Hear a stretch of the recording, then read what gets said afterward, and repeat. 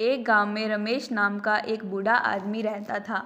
उसके परिवार में उसके अलावा सिर्फ उसकी इकलौती बेटी पिया थी। पिया की माँ बचपन में ही मर गई थी।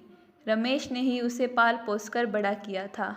आज पिया का 18वां जन्मदिन था। रमेश बाजार गया और वहाँ से अपनी बेटी के लिए एक मोबाइल फ़ोन ले आया। शाम को वह घर लौटा और पिया के हाथ में मोबाइल देते हुए बोला, पिया बेटा, ये मोबाइल तेरे बहुत काम आएगा, पर तू इसका इस्तेमाल सही से करना। पिया वह मोबाइल लेकर बहुत खुश हो गई। उस दिन के बाद से पिया का व्यवहार अपने पिता के प्रति बिल्कुल ही बदल गया।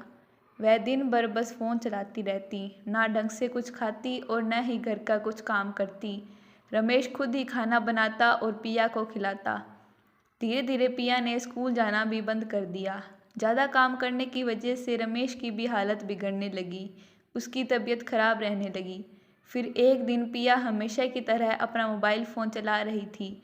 उसके कान में ईयरफोन लगे हुए थे, वह गाने सुन रही थी। तभी रमेश की हालत अचानक खराब हो गई। वह पिया को आवाज़ देने लगा, पिया बेटा मेरे पास आओ, आकर मुझे दवाई दो। पिया को अपने पिता की आवाज़ नहीं सुनाई दी, क्योंकि वह मोबाइल में गाने सुन रही थी।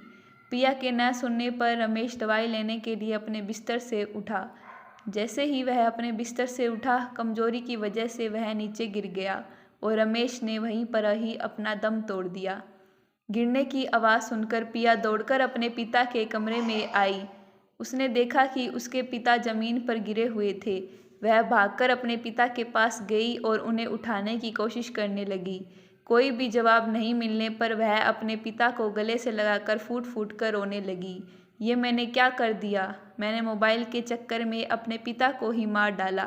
पिया रोते हुए खुद से बोली। ये कैसा सपना था? पिया घबराकर उठते हुए बोली। तभी उसी वक्त रमेश उसके कमरे में आया और बोला, पिया बेटा, जन्मदिन की बहुत बहुत शुभकामनाएं। देख, मैं तेरे लिए मोबाइल फ़ोन लाया हूँ। पिया ने वह मोबाइल फ़ोन लिया और उसे दूर फेंक दिया। फिर वह अपने पिता के गले से लगकर रोने लग गई।